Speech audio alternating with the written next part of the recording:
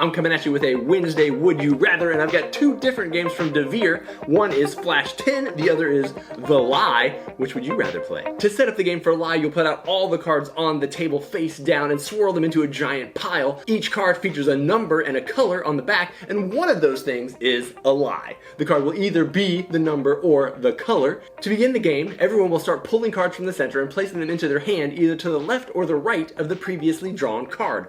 They'll draw up to 12 cards, and then players will play a trick-taking game where they can combine their cards to form higher numbered cards. They must play higher sets of cards than the previously played player, and the player to get rid of all of their cards first will then get to draw their winnings, which they'll draw from the pile. They get to draw 3 cards. The player who had the least number of cards second will get to draw 2 cards, and then the player who had the next least number of cards will get to draw 3 cards. At the end of 3 rounds, the players will flip over their cards to reveal their scores and see who won the game. In Flash 10, the setup is very similar. First, deal a hand of 10 cards to each player, which they'll line up on the table, then put the rest of the cards in a big pile.